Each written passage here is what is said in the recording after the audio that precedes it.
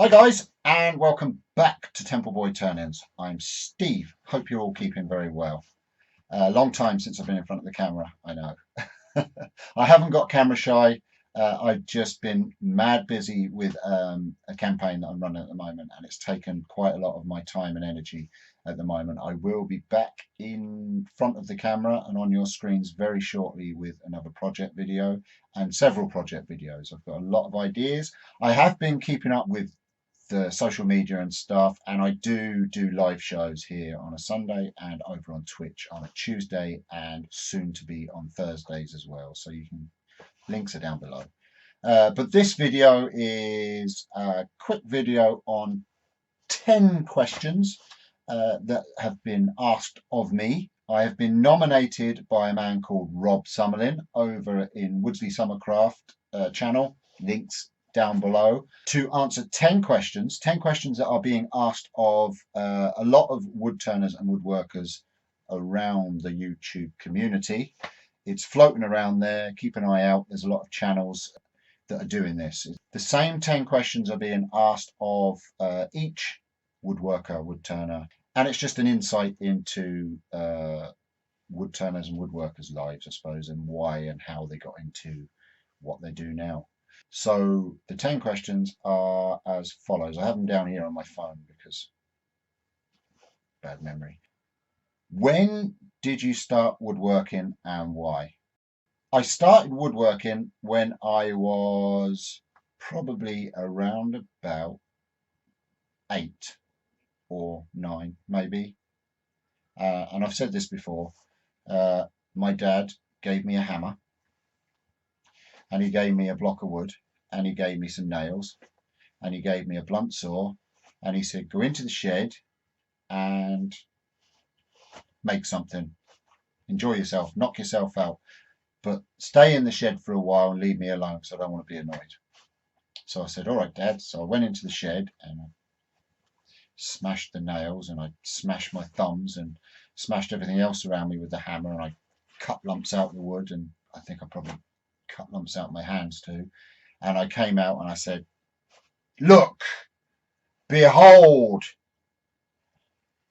an aeroplane. And my dad said, wow, that's the best aeroplane I've ever seen. Now go and make a better one. And I went into the shed and I improved that aeroplane, and I got the love of being able to cut stuff and make stuff because my dad gave me the opportunity to do it.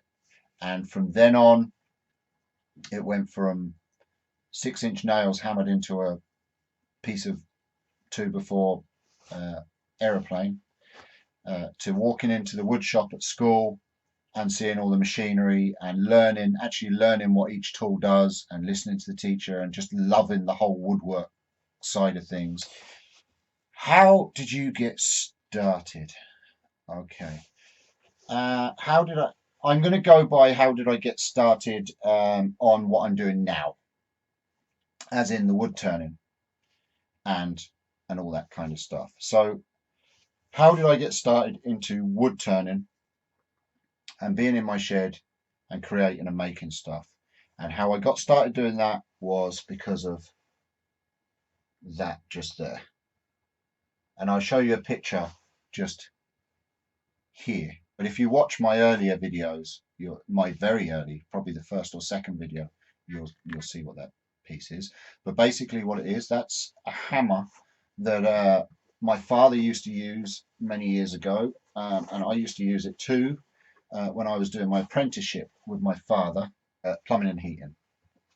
And my father passed away a little under 2 years ago, and when he passed away, I needed something to channel my thoughts and emotions. I love my dad to bits, and he was my hero, and I needed something to channel my thoughts and energy and how I was feeling at the time. And another factor to it was that the very person that's nominated me for this kind of gave me a little shove into doing it too. I've always had an interest in wood, as I said, and woodwork. But he's a wood turner, obviously, and I was watching the stuff he was doing, and I was saying, oh, I wouldn't mind getting into it. We pretty much follow each other with a lot of things that we do. And I built myself my first lathe out of a drill, which has also been explained before in other videos, so I won't get into that. There'll be links to them all down below. Yeah, just got talking about it, built a lathe, and I started doing stuff then. And the third reason is I suffer from depression. I have suffered from depression for a while, and I needed something to take away the darkness. I don't go into it too much because it's something that if you suffer from depression, you tend to put over there, and you deal with it when it visits. But when you're feeling down and you're having negative vibes and thoughts, it's good to channel, and that lathe just there is a good channel. So that's, yeah, kind of the three reasons how I got started in woodworking was therapy, loss, and friendship. Three pretty important things in life, I suppose. Question number 3. Which tool do you use the most? Other than the lathe, I presume, because you're not much of a turner unless you use your lathe. This one, I use this one all the time. Creativity, passion, skills. My brain is a tool that I cherish every day, and some people aren't so lucky to have such a powerful tool as I have, and to be able to create and make something that you want to make and be able to do it is an amazing tool, and it's one that's always overlooked. You can have 20 top of the range lathes in front of you. You could have the best wood turning tools. You could have a workshop that's cost €1 million, dollars, pounds, whatever, in front of you. And if you don't have this tool here, it's all useless. So I think this tool here is something that you have to cherish and look after, and be thankful for every single day. Other than that, I have a set of vintage wood turning tools. Here's one. I have a set of 16 of these. No, I don't. I have a set of 15 of these because I gave one of them away to Rob's father-in-law in England. And this would be the one I use the most.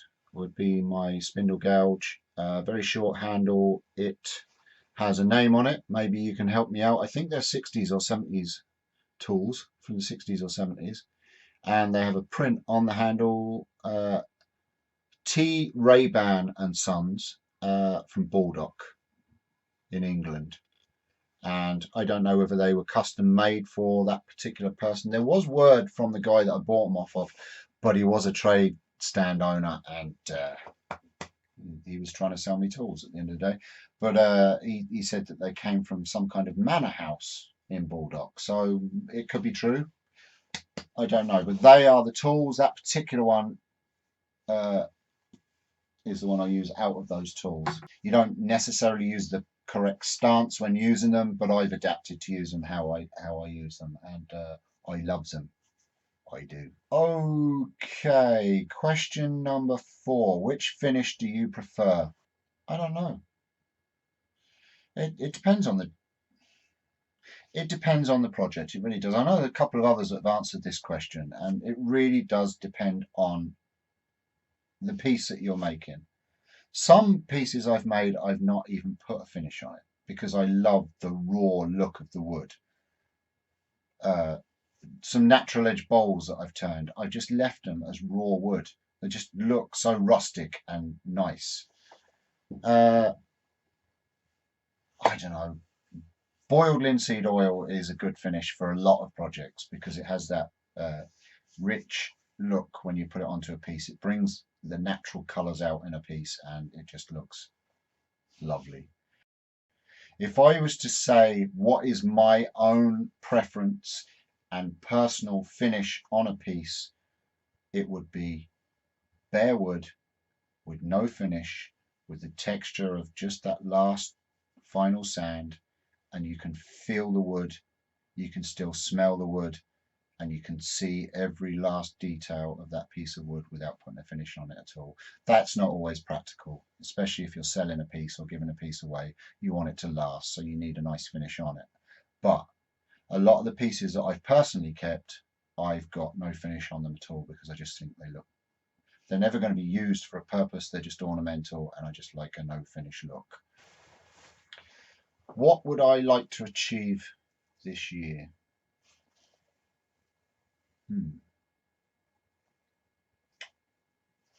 I'd like to achieve reaching the end of the year alive, but wood turning wise, I've been very lucky when it comes to wood turning. I've achieved quite well with my YouTube channel.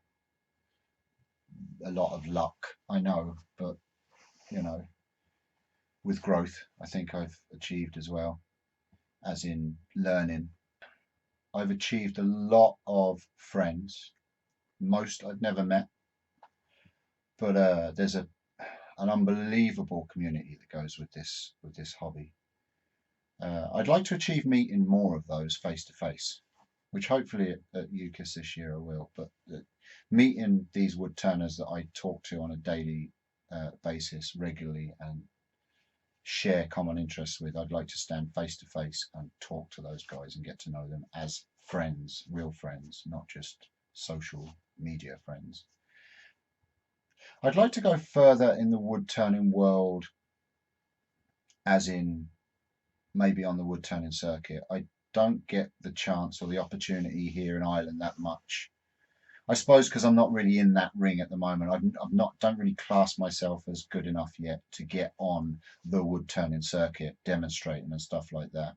To be honest with you, I don't want to get on the wood turning circuit for the money aspects of it. I want to get on the wood turning circuit because I love standing in front of a crowd and showing off and just being me. I'm a natural show off. I love standing in front of people and going, oh, it's me. That's why I do the live feeds at the moment. I've got into the live feeds. I just love that whole interaction of crowd and wood turning. I used to be a DJ and I used to do all that kind of stuff as well. So I just love that whole connection with crowd and doing what you're doing in front of them. So I'd like to get to a position where I can do more demonstrations. That would be an achievement. Next question. Which part of turning do you enjoy the most? Creating, obviously. Creating something from just a piece of stock or a log on a lathe and turning it into something that you've got in your head. That's an amazing feeling, and it's great to be able to do that and to have the ability to be able to do that. It's just, yeah, I enjoy that part of turning. And then there's the flip side of, again, I've mentioned it before, but the community of wood turning. I love the interaction of wood turners. I love talking to other wood turners about wood turning, and I love showing off what I've made, and I love other wood turners showing off to me what they've made, and I love being challenged and critiqued and made to do better. I love the whole side of that wood turning community that keeps you trying to improve yourself and better yourself in this fantastic hobby. It's just an amazing hobby. So yeah, two things there. The part of wood turning is the creative side and the community, definitely. Next question: what is the favorite piece I turned? Oh God, it's going to sound very odd, but I turned an urn. I've turned two urns ever. One was my own father's, and I wasn't happy with that. I was very new to wood turning, as I said, when Dad passed away, and the urn that I turned him, I don't really like it. But maybe that's another one to visit another day, and say, look, Dad, I've made you a new home. But the second one, yeah, the second urn I made was for one of my YouTube followers, and he asked me to make a piece for his wife who passed away from cancer, and it meant an awful lot, and that piece turned out stunning, even though the sad story around it and the reason why I was turning it, that piece, I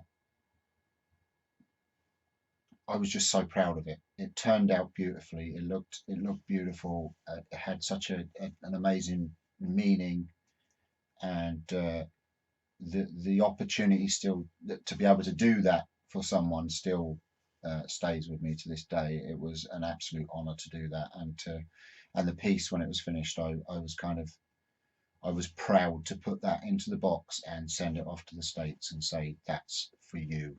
And it was, yeah. To colour or not to colour? Yeah, why not?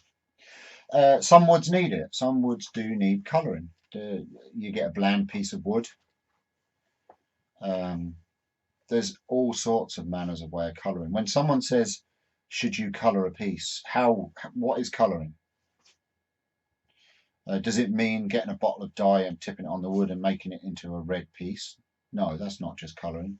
You can colour a piece in so many different ways. You can take a little blowtorch and you can shade colour a piece with a tiny little torch, and you can darken areas and you can colour it, and you can bring out the natural beauty of the grain with a blowtorch. That's colouring. It's changing the colour of the wood. You're using a blowtorch. You can use pyrography to change colour and effect, burn certain areas and not. You can use Sharpies and markers and paints, and yeah, why not? If a piece, I'm sure that every wood turner out there, and I'm sure they'd be lying if they said no, it has finished a piece and it's sitting there on the lathe in front of them, and they go, "Meh, it's all right. Something missing." And you take it off the lathe and you go, "I'm happy with it." You take it into your wife and she goes, "That's nice." And there's no wow factor. You're not really mesmerized by it. You're not really happy with it. And then you take it back into the workshop the next week and you just add that little tinge of color, and that piece is transformed into something else. Gary Lowe would blow me away with color. I mean, anybody that says color doesn't improve a piece and then looks at Gary Lowe's piece and said, no, that's done nothing for that. Don't agree. Don't agree at all. Those pieces are amazing, and that's color. Why did you start a YouTube channel? I've kind of touched on that on the other question of why did I start woodworking. I originally, when I started my YouTube channel, I said I started my YouTube channel to give back to the community. But that's kind of a contradiction in itself, because I didn't have anything to give back to the community because I was new to it. So it was kind of an insult, really, because if the guys that are out there doing it all the time saw what I was giving back, they'd say, well, thanks a lot. So that was kind of just when you're nervous in front of the camera and you don't know have much to say, that I think that's kind of an easy thing to say when you're starting up a YouTube channel. Why did I start a YouTube channel? Because I like showing off. I like making something and say, look what I did. And I like being funny, and I like just being me. I'm a flamboyant, happy-go-lucky kind of fella most of the time. I do have a serious side of me which I don't like. I don't like serious Steve. I don't like depression Steve. I don't like miserable Steve. And whenever I can laugh and be happy, which sometimes can be very hard when real life kicks in, it's hard to keep that balance of happy and fun and the serious stuff. So if I can go in front of a camera and do what I love doing, it doesn't matter if there's one person or 50,000 people watching. I'm doing it to make me happy. I love being in front of the camera. I love watching myself back. I love editing. Well, that's a lie. I don't like editing. But anyway, I like going back and seeing the goofy stuff that I do. And I make myself laugh sometimes. And if you can make yourself laugh, then you're halfway to having a good life, I think. So yeah, I started the YouTube channel because I wanted to, and because it's enjoyable, and I enjoy the process of trying to make it better. Sometimes you have some steps back and it kind of slaps you in the face and you think, and sometimes you just don't feel like going out and standing in front of the camera, and that's okay. I never committed to promising that I was going to be in front of the camera every single week, and sometimes it's good not to do it too. So yeah, that's why I started YouTube, because I could. What other hobbies do you do? I write poetry, a lot of poetry. I have been published, and so has Rob.